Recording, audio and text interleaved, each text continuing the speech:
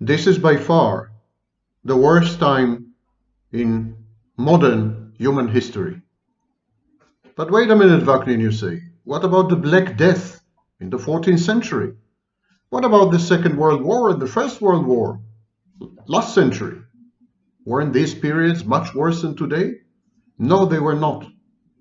And the reason they were not is because institutions were intact. The individual had suffered.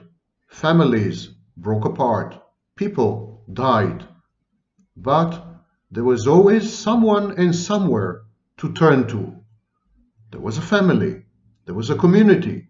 There was a village. There was the church. There was the monarchy. There was a feudal lord. There was always an address. The buck stopped somewhere. Today, there are no institutions. Everything fell apart. Societies are anomic. They have no norms. Everything malfunctions. But in addition to that, this day and age we live in has a few attributes, the likes of which had never been seen in human history. This is not only the worst period in modern history. This is an unprecedented time and era throughout human history. We are so lost and disoriented and dislocated and confused and paranoid because this is an uncharted territory. This is terra incognita. We've never been here before.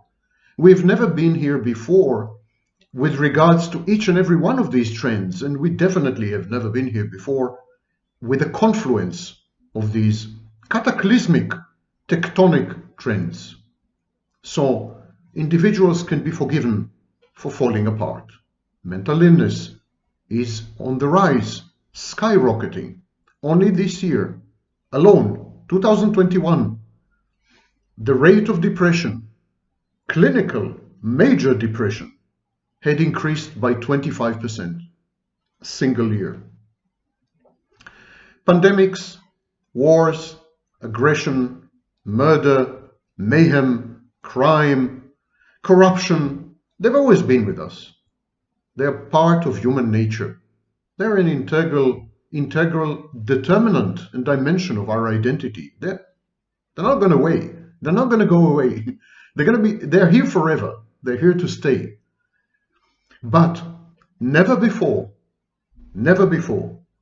had we reacted to these facts of life the way we are doing today. And it is actually the sum of our reactions that had created this dystopia, this nightmarish, surrealistic world that we live in. And I want to use this opportunity, your patience and my time, to touch upon a few of the unprecedented attributes, hitherto unheard of today's day and age. It's a shocking period, and it keeps shocking every single day for decades now, last 100 years at least. First of all, this is the age of splitting. This is the age of black versus white thinking. Everyone is 100% right or 1000% wrong. There's nothing in between. There are no subtleties. There are no nuances. There's no gray. No one is judged as the complex, compounded beings that we are. The world is perceived as a morality play of angels versus demons, evil fighting good. And we, of course, are always on the side of angels. Public intellectuals, experts, real and fake, gurus, coaches, they thrive on this splitting. They sacrifice their intellectual integrity for the sake of dumb popularity and a lot of cash. Splitting is an industry. Splitting is an infantile psychological defense mechanism. It is a hallmark of immaturity, and it is the antidote to empathy. If you split, You can't be empathic. And if you're empathic, you can never split. Splitting precludes cooperation, shuns compromise, fosters conflict. If you see the other party as all bad, there's no possibility for bipartisanship. There's no possibility for collaboration. There's no possibility of building anything together. Teamwork. There's no possibility of forgiving.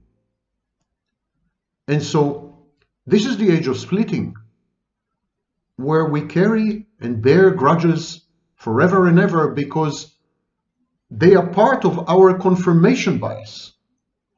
Our grievances had become our identity. This is the age of victimhood. As the famous sociologist Campbell had said, we have transitioned from the age of reputation and dignity to the age of victimhood. Everyone and his dog is a victim, was a victim, or will become a victim. Victimhood confers a flawless, blemishless, angelic status on the victim. And of course, the abuser, the wrongdoer, the offender, they are demonic, without a single redeeming feature. Splitting does not let you put yourself in someone else's shoes, does not allow you to understand the other, or to at least try to. Splitting is a major problem, and it is at the core of everything that's happening nowadays. It is also the age of death. It is the age, starting with the Industrial Revolution, where material goods, inanimate objects, dead objects, are considered far more valuable than human life. Protestations to the contrary notwithstanding, we value human life today much less than we had done, for example, in the Middle Ages. Human life is a dispensable commodity convertible into a bottom line. Human life is used to produce consumer goods in slavery conditions. Human life is sacrificed in a variety of ways, in armed conflicts, other ways. It is the age of death because we elevate and venerate and worship the dead over the living, the inanimate over the animate, the material over the good. The age of death has two subversive, unexpected effects. One, we all become consumer goods. We all become consumables. We are commoditized and commodified. In order to acquire value, in order to be considered valuable, we brand ourselves. We become brands, commercial brands. Brand me. And others perceive us as consumer goods, something to be purchased, used, and then discarded. That's the first effect of the death cult that we call Western civilization, or modern and postmodern civilization. The second effect of the age of death is that we develop a death wish. If death becomes the predominant value, if to be dead is considered better than to be alive, then we all wish to be dead. We perceive death as the ultimate state of being. It's a form of enlightenment. Death brings us happiness. We buy a smartphone. We feel elated and euphoric. We had purchased our small piece of death. So when we acquire death, when we interact with death, we are contaminated, we're infected by death itself, and we develop a death wish. Indeed, suicidality, straightforward suicidality, and numerous other forms of slow motion, indirect suicide, for example, substance abuse, are on the rise. They're exploding exponentially. Because if we are nothing but consumer goods, if we perceive ourselves and others as commodities, then death is the natural state, and life is the aberration, the unusual exception. People don't know what to do with life. Their lives are meaningless because only death confers meaning. Only material dead goods equate significance. And so they don't know what to do with the life they had been given. And they kill themselves, and they kill everyone around them, and they kill their environment, and they kill others. It is the age of spectacle. Guy Debord said it. Anomic societies, as Emil Durkheim had observed, tend to foster suicide in individuals, but also they tend to bring about and engender mental suicide. Now, one way to commit mental suicide is to not be you, to vanish, to disappear as an authentic voice and an authentic self, and reappear as a theater production, as an apparition, as an appearance, as a facade, as a camouflage, as a disguise. And so people place much more emphasis, almost exclusive emphasis, on appearances. How do they appear to others? How do others react to their appearance? The need to be seen is overwhelming. And in order to be noticed and seen, and in order to appear the right way, to position yourself relatively to others in an advantageous place, in order to accomplish all this, people escalate their behaviors. They lose their boundaries. They go nuts. It's a period of crazy making where everyone tries to outdo others in order to gain not 15 minutes of attention, but 15 seconds of likes. Social media are the reification of this age of the spectacle. It is the age of self-sufficiency. Everyone seeks autonomy, agency, independence, and self-efficacy.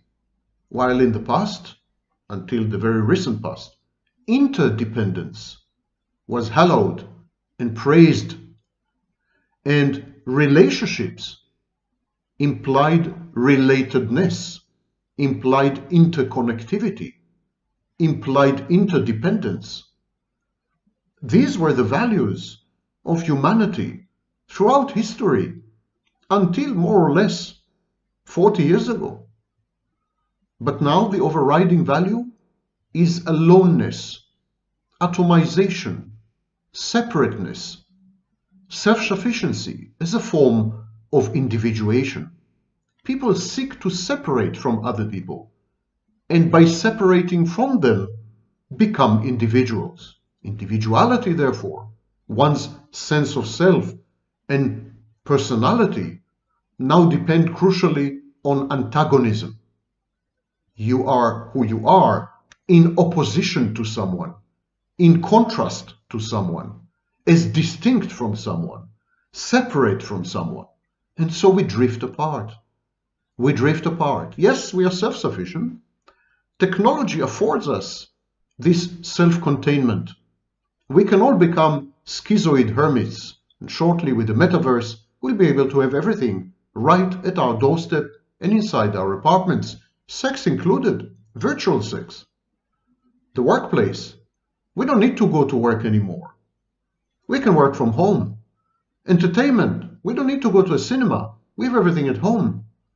And sex, there will be artificial intelligence apps.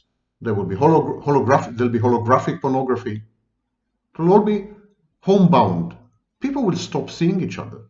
They will stop meeting each other. It's already happening. 2016 was the first year where majority of men and women had no encounter with the opposite sex of any kind. And so whatever contact there is between human beings had become transactional, cursory, peremptory, perfunctory, meaningless, emotionless, passing, fleeting, forgettable.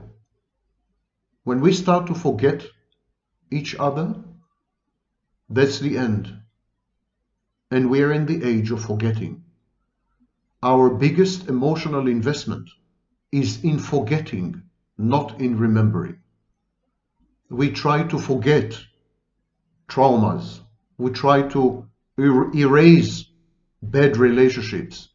We try to put behind us all kinds of things. Self-help, the self-help industry, is all about becoming someone else. Discontinuity, breaking up with the past, deleting and reframing it. There's no memory, individual, institutional, or societal. Culture is about instant gratification, the here and now, and even in psychotherapy, we have mindfulness therapies, which tell you, forget the past, forget the future, focus on the here and now. It is the age of the present, because you're self-sufficient only in the present. It is also the age of risk aversion. People are terrified of risks of all kinds, big and small. They go into inordinate lengths in time, resources, and investment in order to avoid risks. Ironically, this only serves to increase risk.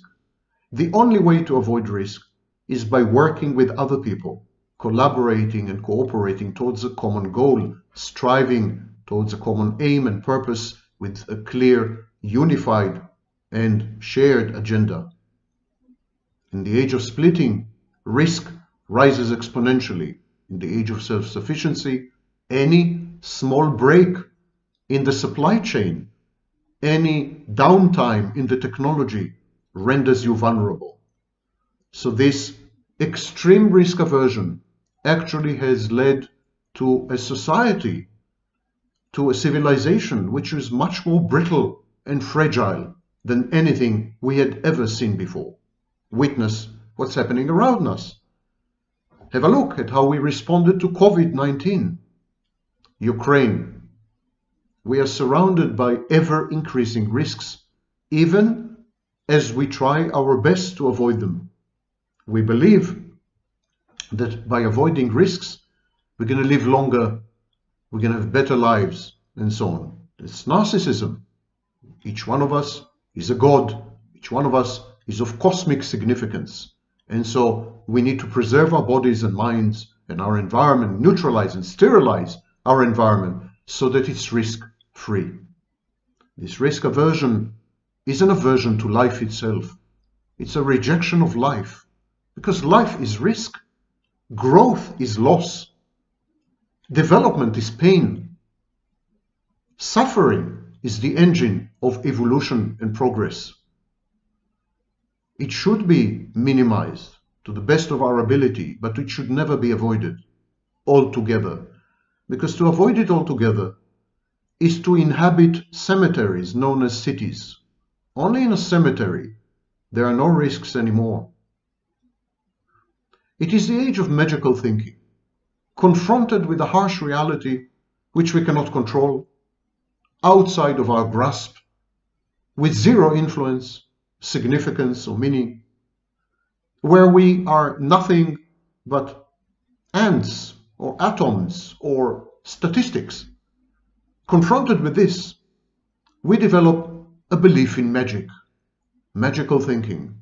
If I only put my mind to it, good things will happen. The sheer force of my will rearrange the universe to cater to my needs. I'm an angel. There's no flaw in me. I'm blameless and blemishless. All these are forms of magical thinking. The belief that one's thoughts, emotions, and moods can and do affect reality. It's a form of impaired reality testing. And we all live in an age of magical thinking because, as Clarke, the famous sci-fi author, had said, modern science is indistinguishable from magic. Modern technology is indistinguishable from magic. It's magical. So with this magic in our hands, the smartphone, for example, we feel as wizards do. We are wizardly. We are all Harry Potters. And this magical thinking draws us further and further away from reality. We become less and less efficacious, less able to control ourselves, our boundaries, our impulses, our urges, our behaviors, other people around us, less able to influence and shape things to come in our own lives. We withdraw into fantasy. It's a pernicious psychological defense mechanism. And in this fantasy, we are grandiose, all-knowing, all-powerful, at least in potential. We have infinite ability to change and transform and transmute everything that's bad and threatening and risky, and bring about everything that's desirable and hopeful. But this is nonsense. It's a fairy tale for the feeble-minded and the weak, exactly like religion. The belief in entities such as God and angels and demons is a form of magical thinking, immature, infantile, not very clever, to use an understatement.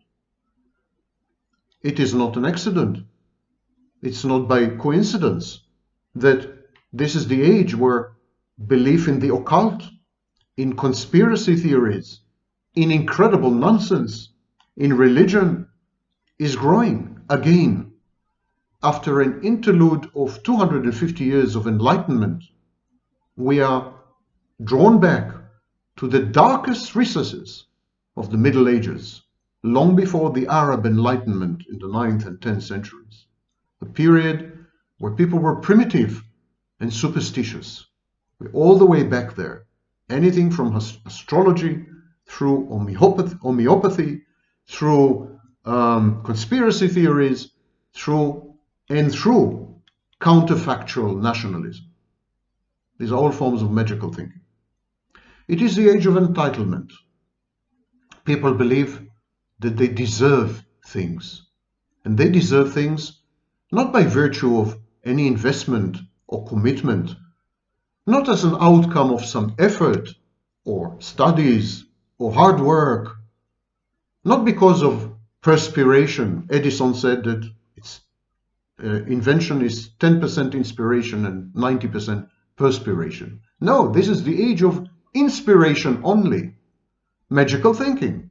Entitlement is a derivative of magical thinking. Because I'm magical, I'm entitled. And I'm entitled by virtue of existing. My very existence and being entitle me. Entitle me to what? To special treatment, to goodies, to freebies, to access, to power, to fame and celebrity, those who are famous for being famous. It's an age of vacuity, an age of emptiness and void, an age where people compete with each other, not in order to elevate each other or themselves, not in order to accomplish things and move further, not in order to have an impact and make a difference, but they compete with each other in order to establish themselves as superior in some way. And this superiority can be among the ruins. So people destroy, and by destroying, they feel superior. Even destruction had become an art form, because if you reduce other people, you elevate yourself. If you destroy, you build yourself. If you diminish through pathological envy and acts of aggression, if you diminish and humiliate and degrade other people, then you are godlike, aren't you? This is the age of entitlement, aggressive, nefarious, dangerous entitlement. And it is above all the age of distrust. It's the age of pervasive mistrust. Mistrust of experts, mistrust of science, mistrust of the authorities, mistrust of the future, and above all, mistrust of each other. Everyone is wary of being played. Everyone has a pet conspiracy theory. Everyone is a potential victim. Everyone seeks to compensate for a sense of helplessness and inferiority by pretending to be grandiose and superior. Nowhere is the mistrust more profound than between men and women in all age groups, from all backgrounds, everywhere in the world. The mistrust between men and women had brought on something that can only be described as a war among the genders. It's an outright war, tooth and claw and bleeding nail, unto death, between men and women. Now, we are civilized beings, so it's all disguised in the form of academic articles, amazing studies, and newspaper opinion pieces. These are the new modern weapons in culture wars. But there is a war between men and women. And no, it's not limited to the manosphere. Deranged males like MGTOWs and incels. It's in the dating scene. It's within marriages. It's in divorce proceedings in court. Everywhere, men are fighting women and women are fighting men to the last beat. Women, wary of men, are now trying to become utterly self-sufficient, and single mothers if possible. Self-sufficient financially, self-sufficient biologically. Men, terrified of women's ascendance and newfound independence, are trying to re-establish a patriarchy, to suppress women and to punish them in the only arena where they still have an advantage, the bedroom, sex and relationships. Abuse is more rife than ever. Around 70% of men and women say that they deeply or somewhat distrust the opposite sex. That's 70. The remainder totally or somewhat distrust their counterparties.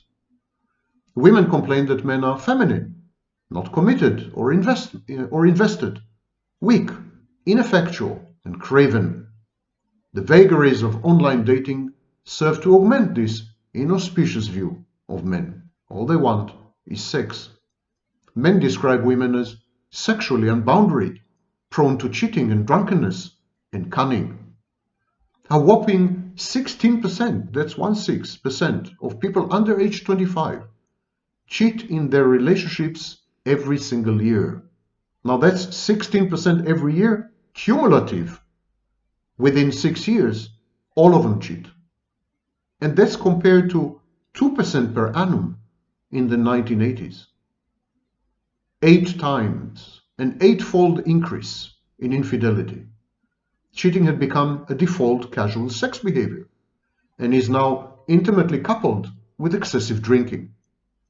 This supernova of infidelity is driven by empowered and financially independent women who no longer tolerate male abuse and bed or no sex in their primary diets. And this abysmal mutual resentment and hypervigilance, these have dire outcomes and consequences.